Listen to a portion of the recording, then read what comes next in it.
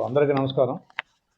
ప్రతి సంవత్సరం police department and transport department and other departments కలిపి రోడ్డు భద్రతా వారోత్సవాలు అనే ఒక కార్యక్రమం చేపడతారు. దీంట్లో ఆర్టీసీ ఇంకా మిగతా స్టేక్ హోల్డర్స్ కూడా పాల్గొంటారు. దీంట్లో భాగంగా రోడ్డు ప్రమాదాలు నివారించడానికి, రోడ్డు ప్రమాదాలు సంభవించే మరణాలని అరికట్టడానికి తీసుకోవాల్సిన చర్యల గురించి రకరకాల కార్యక్రమాలు చేపడుతూ ఉంటారు. అయితే ఈ సంవత్సరం మన రాష్ట్ర ప్రభుత్వం, మన గౌరవ ముఖ్యమంత్రి గారు, గౌరవ డీజీపీ గారు స్పెషల్ ఇంట్రెస్ట్ తీసుకొని ఎరైవ్ ఎలైవ్ అనే కార్యక్రమాన్ని చేపట్టి దాన్ని స్వయంగా మన ముఖ్యమంత్రి గారు ప్రారంభించి ఈ నెల 13 నుంచి 27 వరకు ఈ రోడ్డు భద్రతా వారోత్సవాల్లో భాగంగా ఎరైవ్ ఎలైవ్ అనే కార్యక్రమం చేయడం జరిగింది. దీని అర్థం ఏంటంటే, మీరు మీ ఇంటికి ఎలైవ్గా సజీవంగా క్షేమంగా రండి అని ప్రతి ఒక్క వాహనదారుడికి, అది 2 వీలర్ కావచ్చు, 4 వీలర్ కావచ్చు, హెవీ వెహికల్ కావచ్చు, ప్రతి ఒక్క డ్రైవర్కి, ప్రతి ఒక్క ప్రయాణికుడికి, ప్రతి ఒక్క పాదచారికి మన రాష్ట్ర ప్రభుత్వం, పోలీస్ డిపార్ట్మెంట్ ఇచ్చిన పిలుపది. మీరు మీ ఇంటికి క్షేమంగా ఎలాంటి ప్రమాదాలు జరగకుండా సజీవంగా రండి అని ఎరైవ్ ఎలైవ్. దీంట్లో భాగంగా ఈ నెల 13 నుంచి 27 వరకు హాలిడేస్ మినహాయించి ఒక 10 రోజుల పాటు రకరకాల కార్యక్రమాలు.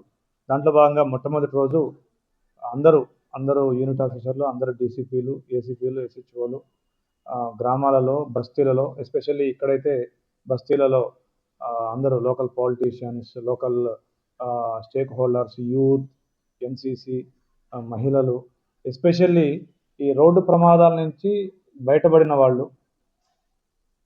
బయటపడి ఇప్పటికీ అంగవైకల్యంతో బాధపడుతున్న వారి యొక్క కష్టాలు, అదేవిధంగా రోడ్డు ప్రమాదంలో ఎవరైనా కుటుంబ సభ్యుడు మరణిస్తే ఆ కుటుంబ సభ్యుల యొక్క అనుభవాలు, అదేవిధంగా డాక్టర్లు, సైకాలజిస్టులు, వీళ్ళందరితో మాట్లాడించడం జరిగింది ఆ రోజు కార్యక్రమంలో.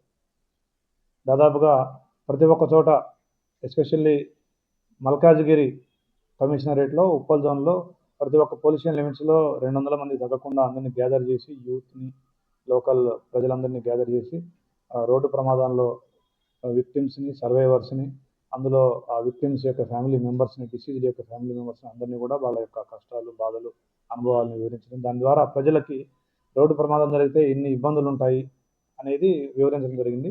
దాంతోపాటుగా రకరకాల కార్యక్రమాలు పోలీస్ స్టేషన్లలో కావచ్చు, గవర్నమెంట్ ఆఫీసులలో, ఆర్టీసీ బస్ డిపోలలో, రోడ్ ట్రాన్స్పోర్ట్ ఆఫీసర్లు, ఇట్లా అన్ని రకాల ఆఫీసులకు సందర్శించి ఆఫీసులలో ఉన్న ఎంప్లాయీస్కి స్వయంగా వాళ్ళు స్కూళ్ళు, కాలేజీలు సందర్శించి అక్కడ స్కూళ్ళు, కాలేజీలలో పిల్లలకి, విద్యార్థులకు కూడా, పాఠశాల విద్యార్థులకి, కాలేజీ విద్యార్థులకు కూడా రకరకాల competitions, quiz, essay writing, elocution, ఇట్లాంటివి రోడ్డు ప్రమాదాల మీద వాళ్ళకి నిర్వహించడం.